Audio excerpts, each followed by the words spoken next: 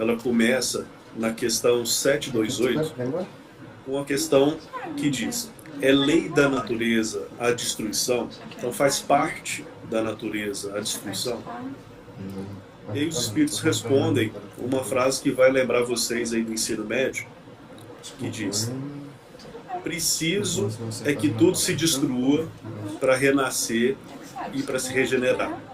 Porque o que chamais de destruição não passa de transformação. Quem lembra aí de Antoine Lavoisier?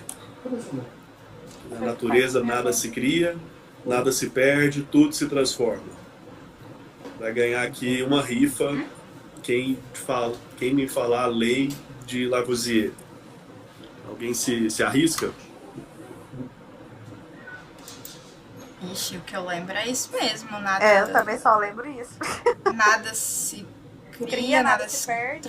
Isso, nada se perde, nada se transforma. A frase, a célebre frase é essa, né? Que na natureza nada se cria, nada se perde, tudo se transforma. Mas isso vem de uma lei que Lavoisier escreve, que é a lei da conservação das massas. E aí ele fala que a soma das massas dos reagentes é igual à soma das massas dos produtos. Ensino médio feelings, meu Deus. Então eu me lembrei aqui um pouquinho de química. Lavoisier é conhecido como o pai da química. E ele na Revolução Francesa acabou sendo degolado depois, e a gente lembra do estudo aí do livro da Caminho da Luz do Emmanuel, que conta um pouquinho dos flagelos aí da Revolução também. Então, na sequência dessa pergunta, né, de explicar que na natureza nada se cria, né, nada se perde, tudo se transforma, então tudo que se destrói, na verdade, é destruído para poder renascer. E que tudo isso não passa de uma transformação. Então, a segunda questão que Allan Kardec faz com os espíritos é perguntando se esse instinto de destruição foi dado pelos desígnios providenciais ao homem. E aí eles respondem que todas as criaturas, né, instrumentos de Deus, servem para chegar num determinado objetivo da providência divina. Então ele coloca assim: para se alimentarem, os seres vivos reciprocamente se destroem.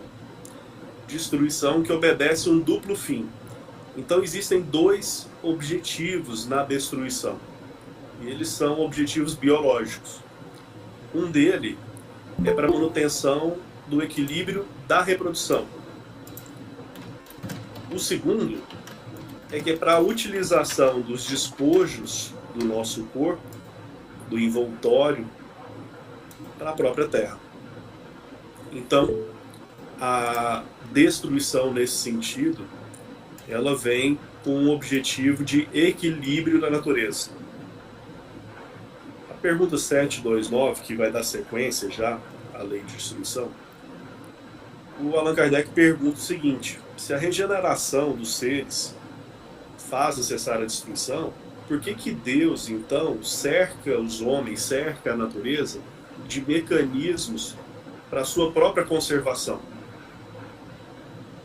E aí os espíritos respondem que, na verdade, esses meios de conservação, que vai ser destino aqui da nossa próximo estudo de lei, que é a lei da conservação, esses mecanismos existem para que a destruição não aconteça antes do tempo. Então, mesmo havendo, né, uma lei de destruição e de que ela é necessária para a regeneração, essa regeneração ela tem um tempo para acontecer. E dentro dos objetivos da providência, ela vai acontecer no momento adequado. Então, a lei de conservação, que vai vir um pouquinho mais adiante, ela vem exatamente para poder deixar que a lei de destruição se aplique no devido tempo. A pergunta 730, ela vai perguntar, olha só, se a morte nos leva para um lugar melhor, por que o homem tem instintivamente horror, medo e apreensão dela? Aí eu queria o palpite de vocês. Por que é instintivo do ser humano ter horror ou ter pavor, ter afronta a morte? Por que nós temos, naturalmente, medo da morte? Vou fazer talvez uma pergunta diferente. Quem não tem medo da morte? Levanta a mão. Olha, eu tenho bastante medo, mesmo sendo espírita, estudando. E eu acho que esse medo vem, assim, do desconhecido, sabe? Porque a gente não... Na vida, assim, uma situação nova, a gente tem a experiência de ter vivido, ter passado por isso, né? Sempre evoluindo. Mas a morte é uma coisa assim, por mais que a gente, como espíritas, né, estudamos, pensamos, de fato a gente não sabe, ninguém voltou pra contar, né, tipo assim, a não ser no livro dos espíritos e tal. Então, acho que é por causa do medo do desconhecido, assim, penso eu. Sim, parte com certeza está dentro do nosso psicológico, daquilo que nós não conhecemos. E apesar do espiritismo nos esclarecer, acho que ninguém quer ir antes da hora. Então, a gente tem instintivamente um senso, né, de conservação. Imagina o seguinte, se vier um leão em sua direção, você vai ter duas reações. Ou congela, ou corre. Esse correr, esse instinto de conservação, de permanecer vivo, faz parte da nossa origem, concorda? Então, os espíritos respondem para Kardec isso. Que se não fosse assim, meio que a gente desperdiçaria a encarnação, assim, tipo, ia morrer por qualquer coisa, ia acabar com todo um planejamento, todo cuidadosamente feito. Então, eu acho que tem que ter um pouco desse medo.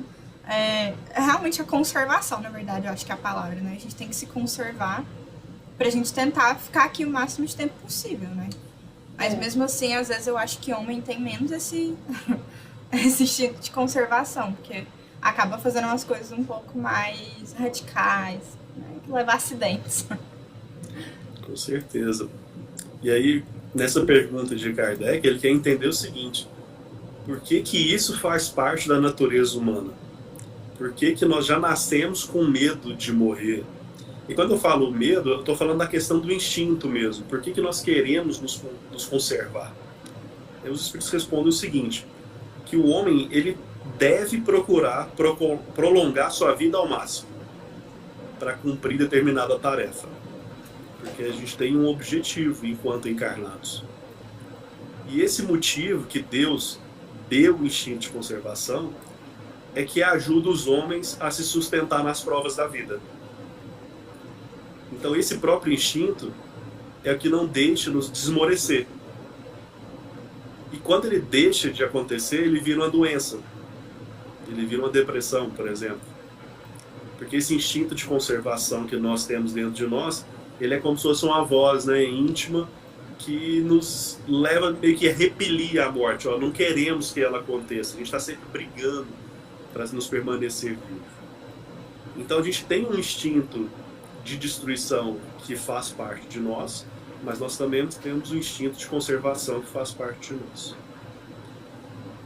A pergunta 731, ela pergunta o seguinte: por que do lado dos meios de conservação também Deus colocou agentes de destruição? Isso eu acho que é mais fácil de responder. O remédio ao lado do mal, respondem os espíritos. Já dissemos, para manter o equilíbrio e servir de contrapeso. Depois eles perguntam, Allan Kardec pergunta: será que em todos os mundos existe a necessidade de destruição? Aí vejam que esse termo destruição aqui, ele fala da morte, da partida. Então, será que em todos os mundos existe necessidade de destruição? O que vocês acham? Talvez em medidas diferentes, não sei. Eu acredito que dependendo do nível, né, do grau de evolução desse mundo, é necessário um nível maior, né, nesse sentido da destruição. Eu acho que depende mesmo desse grau de evolução. Exato, né? guardadas as proporções, eles respondem assim, que cessa quando o físico e o moral se acham mais depurados. Então, muito diversas são as condições da existência nos mundos mais adiantados do que no nosso. E aí depois eles perguntam, Allan Kardec pergunta, será que vai existir algum momento que não haverá mais necessidade de destruição na Terra? E aí os espíritos, na mesma linha de resposta, eles colocam, né, que essa necessidade se enfraquece na medida que o espírito sobrepuja a matéria. Ou seja, na medida em que o espírito ultrapassa a matéria. Então, no estado atual, tem um homem direito ilimitado de destruição sobre os animais? Aí aqui a gente já entra numa comparação entre o que é uma lei de destruição necessária, que eu estou rabiscando aqui, ó, e para uma lei de destruição abusiva. O que seria uma lei de destruição necessária? Espero que minha letra esteja compreensível.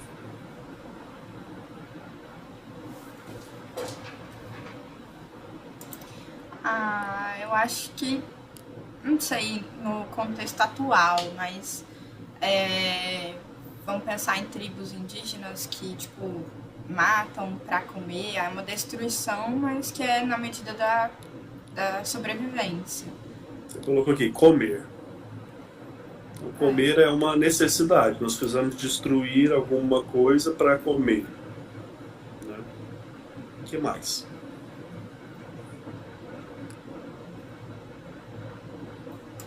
Acho que talvez desmatar para abrir estradas, para ligar as cidades, coisas assim. Seria construir? Pode ser. Isso aqui garante segurança, garante conservação. É bem isso que os espíritos respondem. Eles colocam o seguinte, que o direito do homem de destruir, então dentro do necessário, se acha regulado pela necessidade que ele tem de prover ao seu sustento e à sua segurança. Então, no limite do que é necessário para se sustentar e para garantir sua conservação. Essa é a lei de destruição necessária. E aí Kardec pergunta, o que se deve pensar então da destruição quando ela ultrapassa esse limite da necessidade? Da caça, por exemplo, quando não objetiva senão o prazer de destruir sem utilidade. Aí a gente parte para a seara, que dentro da própria lei de destruição, aquilo que não é necessário, contraditório é que ela é abusiva. Então, tudo que é abusivo, os espíritos respondem que isso se trata de uma predominância da bestialidade sobre a natureza espiritual. Então, de novo, mais matéria, menos espírito. E que toda destruição que excede os limites da necessidade é uma violação da lei de Deus. Os animais da natureza, eles só destroem para satisfazer as suas próprias necessidades. O homem, com o seu raciocínio e com o livre-arbítrio, destrói sem necessidade, muitas das vezes. E os espíritos respondem que, obviamente, ele terá que prestar conta desse abuso de liberdade que lhe foi concedido, porque significa que ele está cedendo aos seus maus instintos.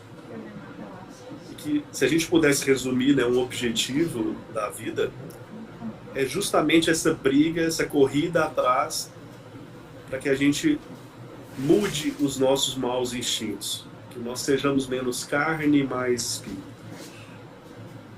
E aí na pergunta 736, Kardec vai na outra ponta. Será que a abusividade ela está só dentro da destruição em si, porque ele pergunta, especialmente terão os povos que levam excesso o escrúpulo quanto à destruição dos animais.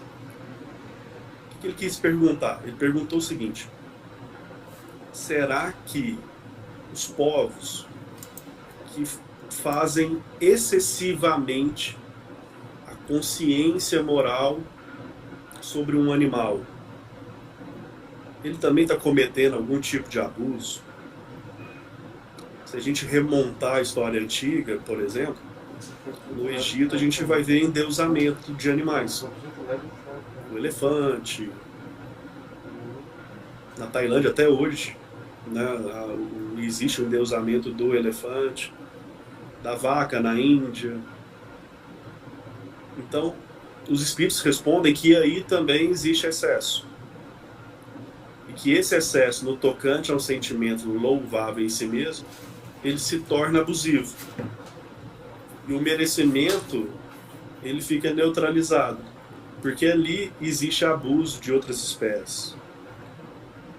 E no final os espíritos colocam que entre tais povos há mais temor supersticioso, existe mais superstição do que verdadeira bondade. E aí, nós vamos agora passar, ainda dentro da lei de destruição, para os flagelos. Quem poderia me ajudar a definir o que são os flagelos? Os flagelos eu vou adiantar para vocês que é as catástrofes, né, de ordem natural ou não. Então, dentro da lei de destruição, ou seja, é algo que acontece na própria natureza do mundo, os flagelos também fazem parte. E aí a primeira pergunta vai ser assim: para que servem os flagelos enquanto parte da lei de destruição do mundo? Com que fim Deus fere a humanidade por meio de flagelos destruidores? É a pergunta 737. Com que fim Deus fere a humanidade por meio de flagelos destruidores? Para quê? Com que fim? Quem se arrisca a responder? Kardec fazer umas perguntas, né? Por que Deus joga para a sociedade e para o mundo os flagelos? Qual que é o objetivo? Não sei se tem a ver com desencarnes em massa ou coisas assim. É um exemplo. Por que existe esse tipo de coisa? Por que Deus permite que isso exista? Por que faz parte, né, do mundo? Por que faz parte da lei de destruição? Para a evolução da humanidade, dos espíritos. A evolução, vírgula, mais depressa. Então é para isso que serve. Para fazê-la progredir mais depressa. Os espíritos respondem que já não dissemos ser a destruição uma necessidade para a regeneração moral dos espíritos. Que em cada nova existência, sobe um degrau na escala do aperfeiçoamento, precisa que se veja o objetivo para que os resultados possam ser apreciados. Somente do ponto de vista pessoal, os apreciais. Daí vem que qualificais de flagelos por efeito do prejuízo que vos causam. Essas subversões, porém, são frequentemente necessárias para que mais pronto se dê o advento de uma melhor ordem de coisas e para que se realize em alguns anos o que teria exigido muitos séculos. Então, a imposição de flagelos à humanidade leva a humanidade a evoluir mais rapidamente.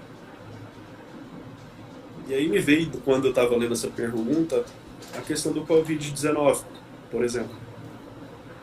É um flagelo que se impõe à humanidade, causado pelo próprio homem ou não, a gente não sabe. Mas faz parte da dinâmica da vida, né? E essa dinâmica, então, como nenhuma folha cai do galho sem a permissão de Deus, então ela também é criação de Deus. E será que com a Covid-19 a humanidade se forçou a dar alguns passos à frente muito rapidamente? Qual é a opinião de vocês?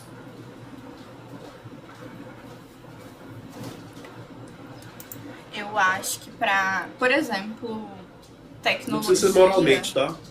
Pode ser cientificamente também. Eu ia falar da tecnologia, assim, tipo, do trabalho remoto, do foco no bem-estar do trabalhador, no sentido dele poder escolher onde ele tá. Eu acho que se não fosse a pandemia, ia demorar muito para isso acontecer, assim, de uma forma meio que geral, para as profissões que tem como.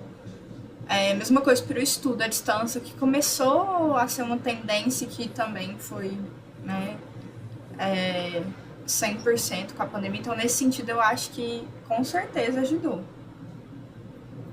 A gente pode elencar assim, diversos aspectos, né, que a pandemia nos trouxe e que ainda vamos colher frutos nos próximos anos. Então, a gente pode elencar fatores morais, que num primeiro momento a gente se vê, né, à mercê do isolamento, da solidão, e que a gente começa a criar mecanismos para combater isso também. Que desperta no homem a necessidade de conviver, que somos seres sociais. A necessidade de estar próximo da nossa família. Acho que nunca todos nós sentimos tanta necessidade ou a vontade de querer estar próximo daqueles que nós gostamos. Então, moralmente, a gente tem uma série de fatores. Intelectualmente, a gente vê evolução tecnológica a passos largos. Estamos aqui agora conectados. Nós também vemos a ciência evoluindo em remédios, em drogas, em vacinas, em protocolos, que de forma muito rápida, de forma global, a gente consegue criar tecnologia que vão auxiliar da Índia ao Brasil, à Austrália, à Nova Zelândia, em todas as pontas do globo, muito rapidamente. Em questão de semanas, em questão de meses.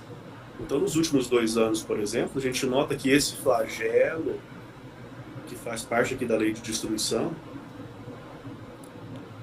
ele auxiliou a humanidade a evoluir forçosamente. Então, para quê? A gente já sabe. Para evoluir mais rápido. E aí Kardec pergunta: tá, mas nesses flagelos que vêm acometendo a humanidade, tanto o homem de bem como o homem de mal sucumbe. Será que isso é justo? O que vocês acham que os espíritos respondem?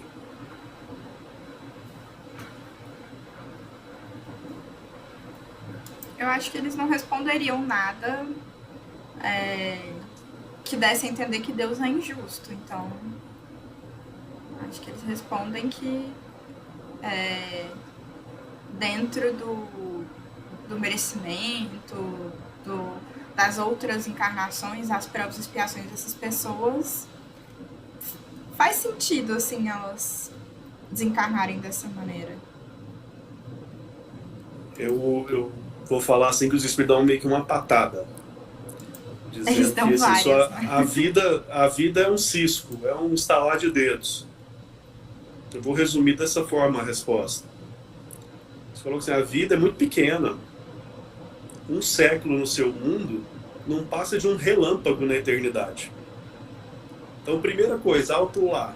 A sua vida terrena aqui agora, mesmo que exista o perverso, exista o homem de bem, a sua existência é uma passagem muito rápida. Então a materialidade aqui da sua existência, ela não tem essa importância toda. O que tem verdadeira importância é o seu espírito como eterno. Então esses sofrimentos de alguns dias, de alguns meses, de alguns anos, que vocês tanto se queixam, não é tão importante. Aqui eu estou fazendo uma tradução meio que livre, tá, da resposta. Depois eles colocam assim: representam um ensino que vos dá e que servirão no futuro. Então, os espíritos que preexistem, sobrevivem a tudo, formam o mundo real. São os espíritos que formam o mundo real, não é a materialidade. Esses são os filhos de Deus e o objeto de toda a sua solicitude. Os corpos são meros disfarces com que eles aparecem no mundo. Por ocasião das grandes calamidades, os flagelos, que diziam os homens, o espetáculo é semelhante ao de um exército cujos soldados, durante a guerra, ficassem com seus uniformes estragados, perdidos, rasgados. Mas o general, fazendo alusão a Deus, se preocupa muito mais com os soldados do que seus uniformes. Então, os soldados são os espíritos, e os uniformes são as nossas passagens. E aí Kardec, mas nem por isso as vítimas desses flagelos deixaram de ser. Então, ainda assim, fomos vítimas disso. E aí? Se considerais a vida qual ela é, e quão pouca coisa representa em relação ao infinito, menos importância daria a isso. Em outra vida, essas vítimas acharão ampla compensação aos seus sofrimentos, se souberem suportá-las sem murmurar. Aqui é a patada para mim. Depois vem.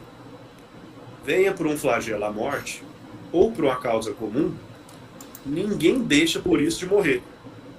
Todo mundo vai morrer. Desde que haja suado a hora da partida. Então, desde que haja suado a hora da partida.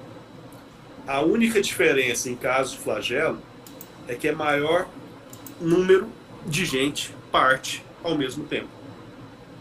Essa é a diferença. Se pelo pensamento pudéssemos elevar de maneira a toda a humanidade e abrangê-la em seu conjunto, todos os terríveis flagelos não nos pareceriam mais do que passageiras tempestades no destino do mundo. Então, o que nós chamamos de flagelos, sendo na nossa cabeça justo se nós somos bons ou ruins, para os espíritos é uma mera passagem. Primeiro eles garantem que ninguém vai antes da hora. E que depois é uma passagem, é um relâmpago.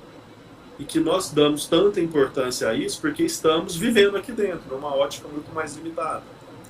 Mas se estivéssemos na ótica da outra ponta do outro lado, isso pareceria muito menos importante.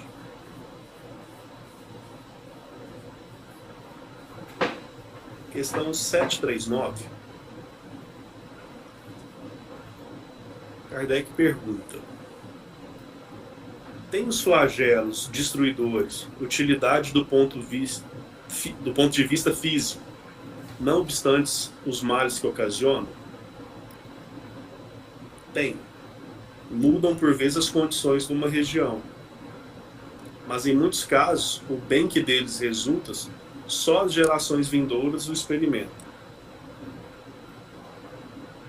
E aí, Kardec volta a perguntar se não serão os flagelos, igualmente, provas morais para os homens.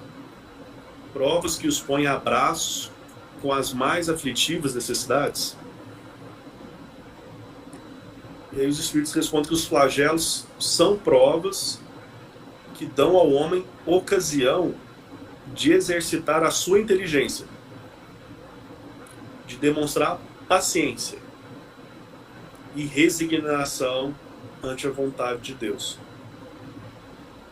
E é uma oportunidade de manifestar os seus sentimentos de abnegação, de desinteresse e de amor ao próximo.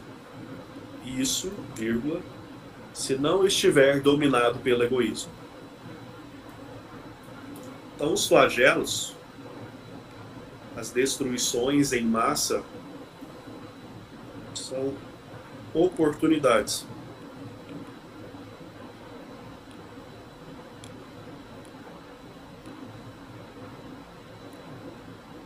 Minha canetinha.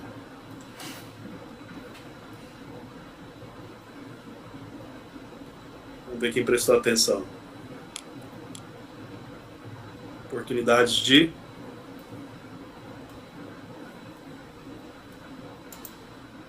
Evolução. Inteligência, desenvolver. Paciência. Desenvolver paciência. Resiliência, de fato. Resignação. Opa! Mas resiliência também.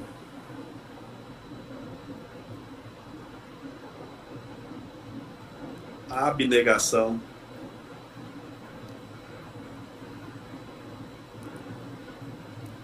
Amor ao próximo.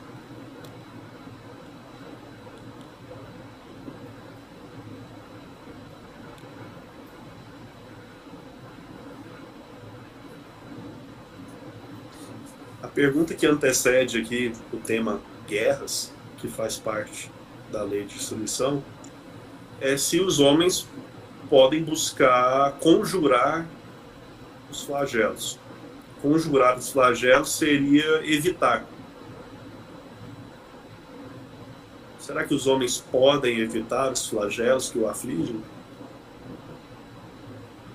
Quem arrisca uma resposta?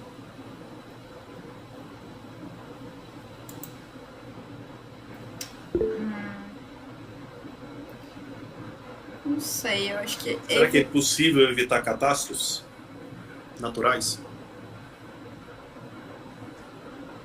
Acho que não. Mas guerras, sim.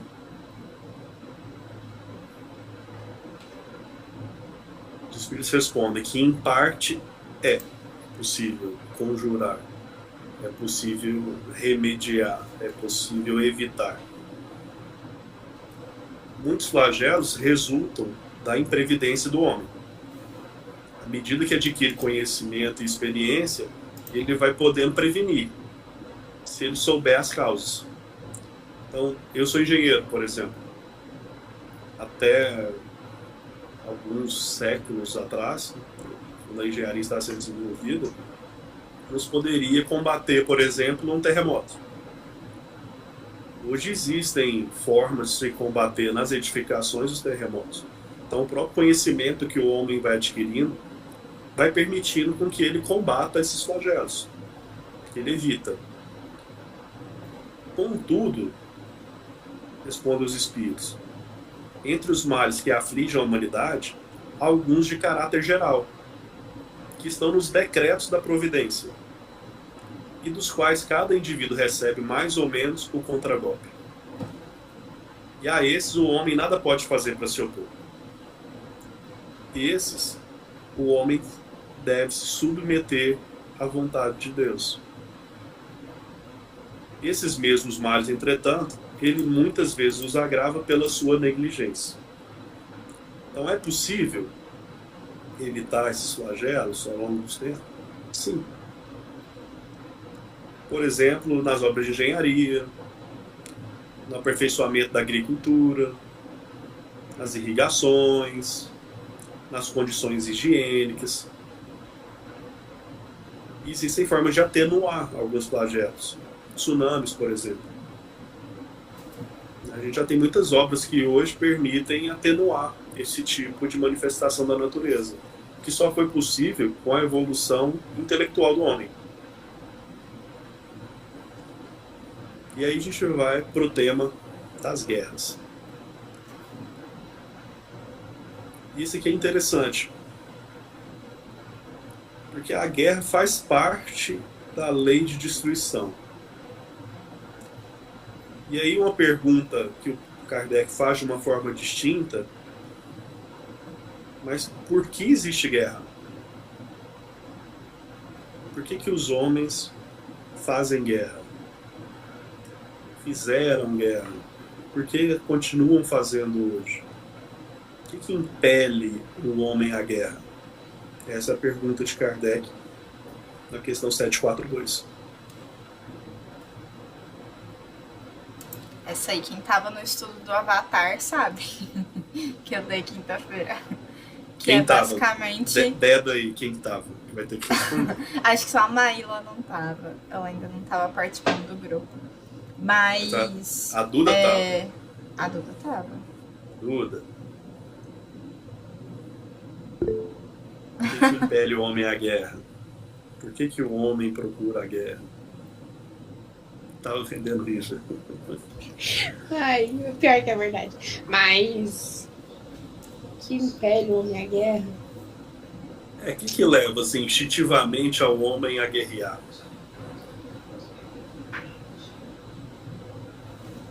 Busca por poder? A ganância, o egoísmo, a busca, exatamente, a busca pelo poder. Eu não tô querendo falar muito da resposta, mas a grosso modo, na minha opinião, seria isso. Mas aqui é pra gente poder raciocinar mesmo, né? A guerra, ela existe por conta de uma fraqueza moral do homem. Sim. E essa fraqueza, ela seria fruto do egoísmo, concorda? Concordo.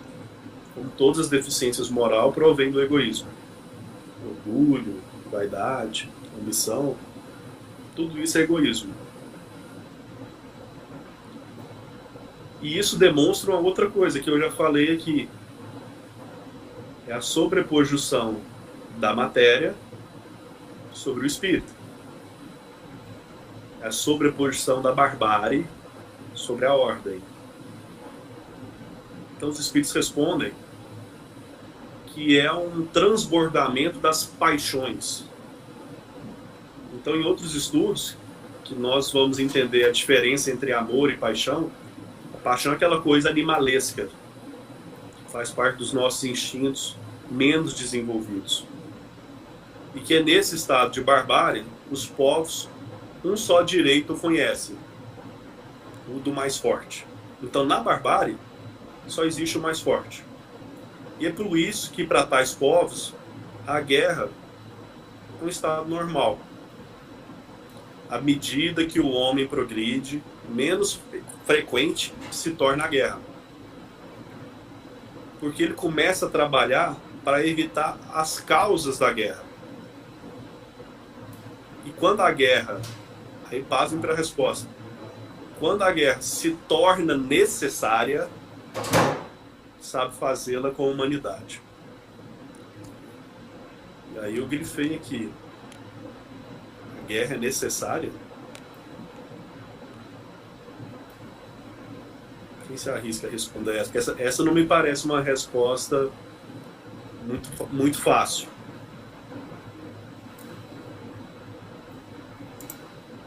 Antes de perguntar sobre a guerra ser necessária ou não, desculpa, Tainá.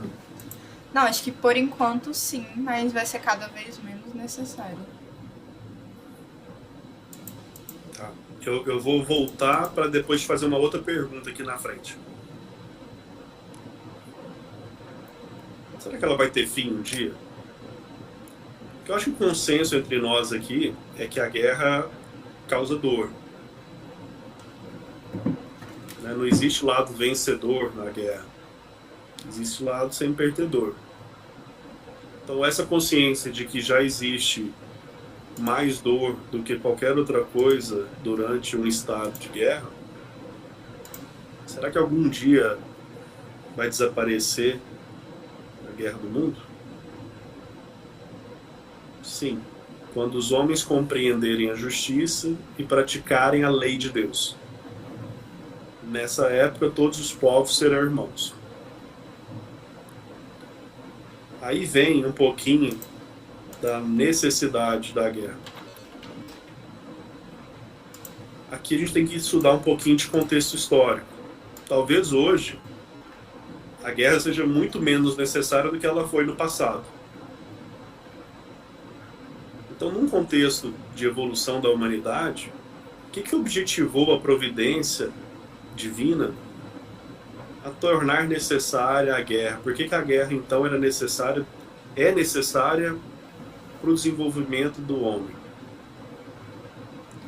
Os filhos respondem: a liberdade e o progresso.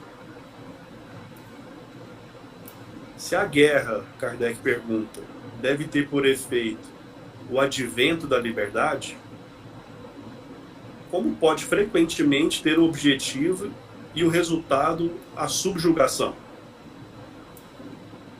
Os espíritos respondem que a subjugação é temporária para pressionar os povos a fim de fazê-los progredir mais depressa. Então essa necessidade de guerra, ela na verdade, ela vem no sentido de que o homem começa a identificar as causas que levaram à guerra e começa a trabalhar para evitar que essas causas aconteçam e de uma forma rápida. E aí a guerra é, entre aspas, aqui necessária. Ela é necessária como um instrumento para levar o homem à liberdade e ao progresso intelectual e moral. Então, sempre depois de guerras, existe evoluções muito rápidas que vêm logo a seguir. Então, após a Primeira Guerra Mundial, nós tivemos várias evoluções tecnológicas e morais na sociedade como um todo. Após a Segunda Guerra Mundial, nós tivemos saltos muito rápidos que levaram o homem a evoluir também moralmente e também intelectualmente. A ciência desenvolveu muito rápido, mesmo que a princípio seja por um fim escuso. Então aí a gente lembra que mesmo o mal tem seu papel no bem. Então essa necessidade da guerra, na verdade, ela vem de uma naturalidade do que o homem é ainda. Ele ainda é muito animal. Então disso, Deus, a providência se utiliza para que o homem avance. Não é que seja correto, mas é um instrumento para. Dentro da parte de lei de destruição, nós vamos ter algumas questões sobre o termo aqui utilizado é assassínio. Mas é o assassinato. Então, a primeira pergunta, assassinato é crime? Ele é, em alguma ocasião, mais ou menos culpado? O que se pode dizer sobre legítima defesa? Durante uma guerra, estão cometendo assassinato? Parricídio, que vem de parir mesmo. E infanticídio também é assassínio. Então os espíritos respondem que o assassínio, a primeiro, é um grande crime. Pois aquele que tira a vida ao seu semelhante corta o fio de uma existência de expiação ou de uma missão. É aí que está o mal. Você está tirando de outrem a oportunidade de viver e de expiar. E que isso é uma transgressão à lei de Deus. A segunda pergunta, é sempre o mesmo grau de culpabilidade? Deus é justo, julga mais pela intenção do que pelo fato. Então o que muda o grau aqui da culpa? É a intenção. E em caso de legítima defesa, Deus perdoa o assassino? Porque utiliza aqui o termo de assassino para qualquer um que tira a vida. Os juízes respondem que não. Quando constrangido pela força, mais é culpado quando comete crueldade. Oh, desculpa, tô relendo aqui a pergunta da guerra. Mas em legítima defesa, pergunta se Deus perdoa, né, o assassino. Só a necessidade o pode excusar. Mas se o agredido puder preservar a sua vida sem atentar contra de seu agressor, deverá fazê-lo. Então só se houver necessidade real é que pode haver perdão ou escusa aqui. Eu vou falar perdão. O perdão é um termo que não se aplica a Deus. Mas a desculpa só se houver necessidade, que se aplique aqui a legítima defesa. Mas se houver oportunidade de não cometer um assassínio aqui, isso será levado em conta para a definição da necessidade ou não. Aí pergunta, o homem tem culpa das mortes que acomete quando está durante a guerra? Eu estou lá representando um exército, meu governo está me mandando. Eu tenho culpa? E aí os espíritos respondem que não. Porque ele está sendo constrangido pela força, estão mandando fazer. Mas ele é culpado se a crueldade que cometa sendo também levado para dentro do seu sentimento. Então, se ele traz a crueldade para dentro do seu sentimento e faz aquilo, aí nós voltamos de novo à intenção. Mas que constrangido pela força, os filhos respondem que durante um período de guerra, esse homem não é culpado pelo assassino. Mas ele responde depois que culpado é quem o envia por motivos escusos, motivos pessoais, motivos de ambição, de poder, de egoísmo.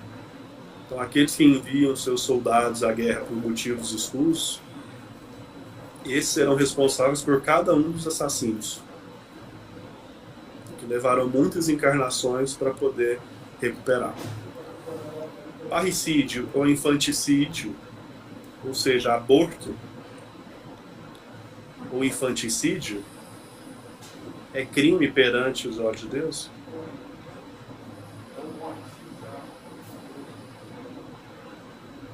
Ambos o são igualmente. Porque todo crime é um crime. Como que se explica que entre alguns povos já adiantados sobre o ponto de vista intelectual, o infanticídio ainda seja um costume e seja consagrado pela legislação?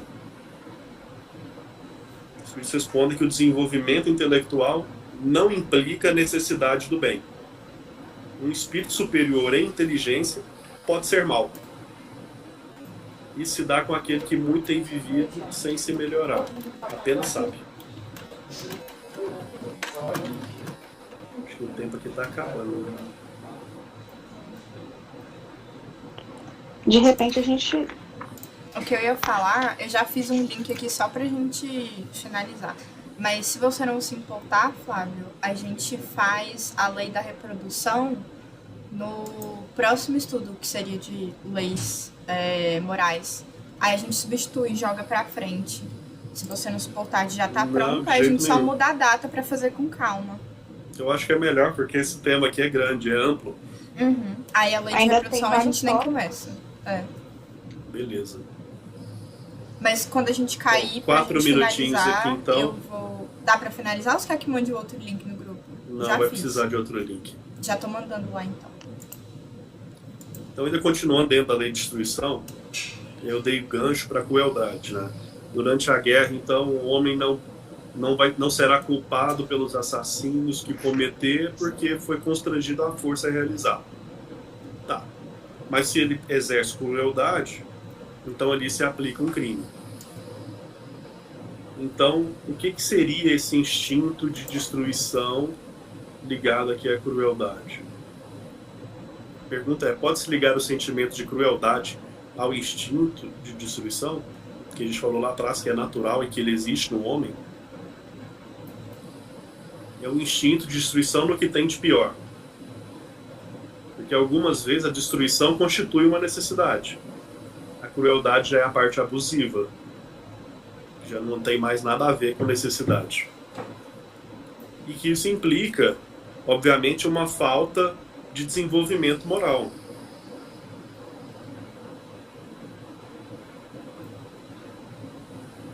E aí, na pergunta 755, o Kardec pergunta como que pode se dar no meio da mais adiantada civilização se encontrem seres, às vezes, tão cruéis quanto selvagens.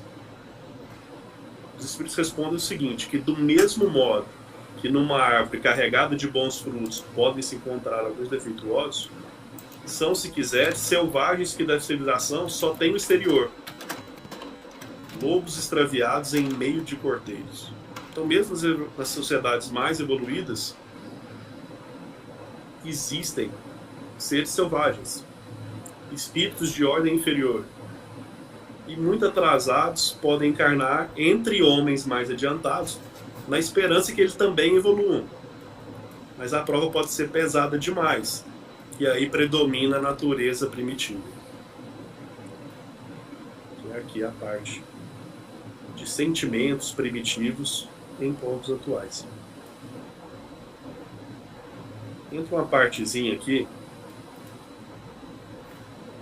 cortando aqui um pouquinho o texto.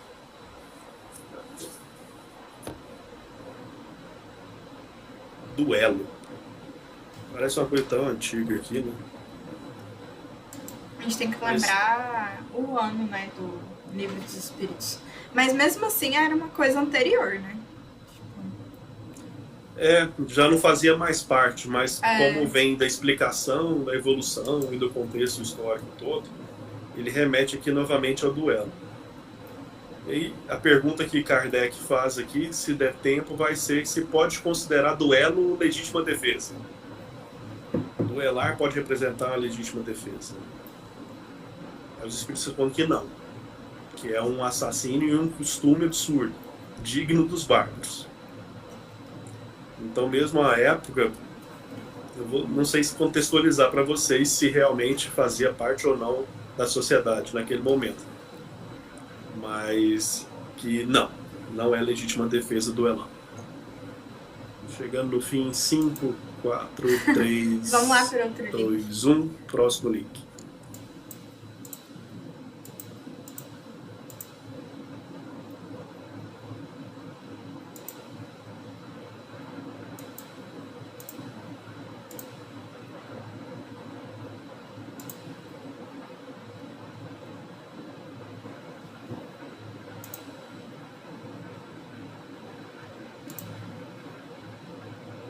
Pronto.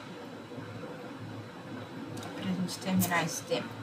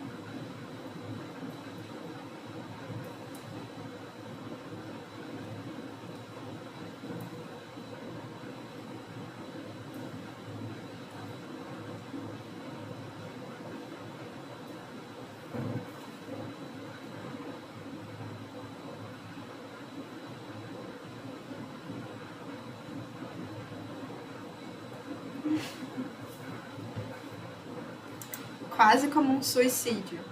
Tipo isso. Ah.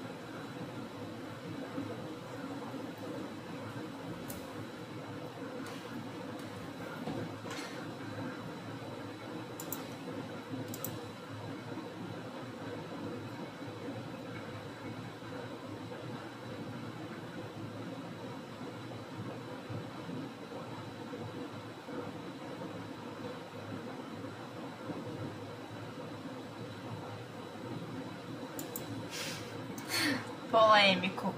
Ah, mas eu acho que não cabe à lei humana tirar a vida de alguém, independente do crime. Eu acho que a pessoa vai responder perante a lei divina e que não... Enfim, acho que não deveria caber um julgamento de homens que também são cheios de defeitos, escolher se a pessoa vai morrer ou não, pra pagar por um crime.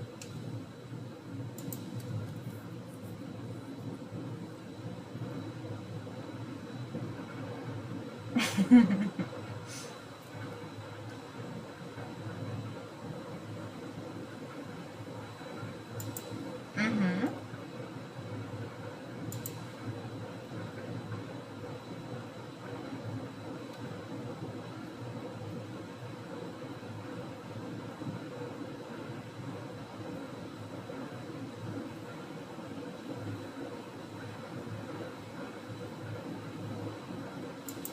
Eu acho que não, porque aí você se torna, igual no duelo, você se torna um assassino. Não sei. Acho que não.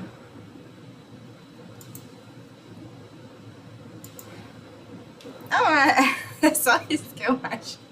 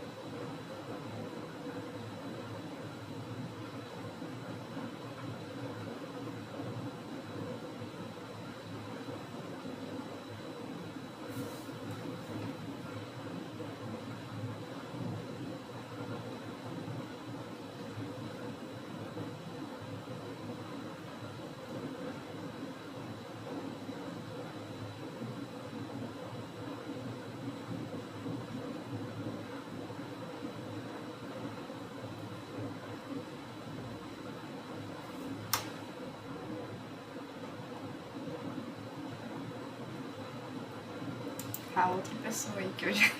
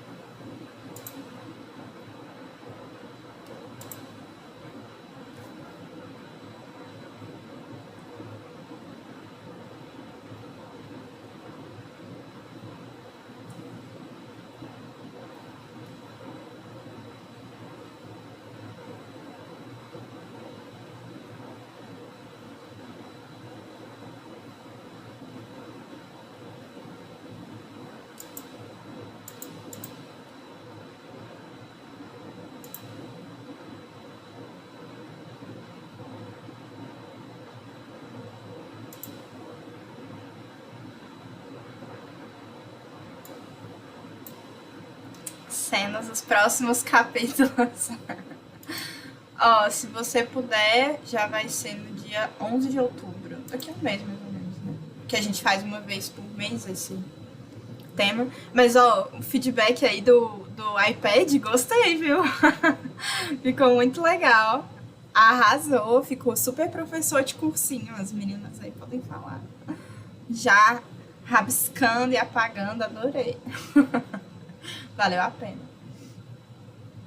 Não ficou? Ah! Tranquilo, se depois a gente precisar, a gente troca. Mas fica aí já o próximo lei de conservação com você, porque você já teve, né, o estudo. Já teve o empenho no estudo. Bom, meninas, obrigada por terem ficado até um pouquinho mais. Pra gente finalizar, quem gostaria de fazer a prece? Larinha que ficou caladinha. Você faria, Lara? Será? A Maila já fez no Edge? Não lembro, Maila. Você já fez? Não, não tem problema. Se a Larinha não for fazer, eu faço. É.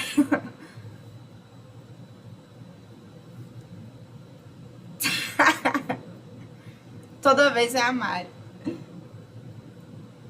Então faz aí, Lohane, pra gente finalizar. Ó, que eu vou tirar um print, hein, Lara? Tô brincando. Vai lá, então.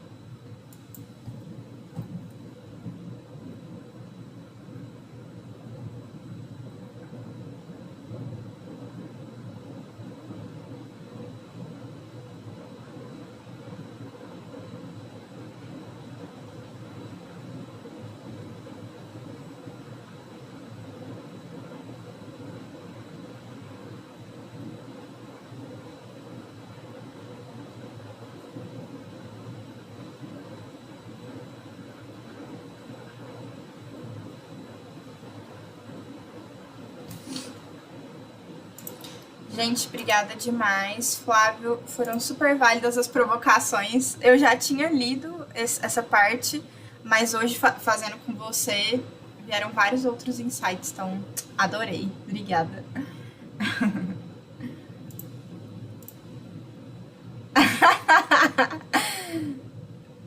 Daqui a pouco eu vou no seu privado aí te vender uma rifa. Maíla, você compra de mim. Gente, até semana que vem. Beijo. Tchau. Obrigada.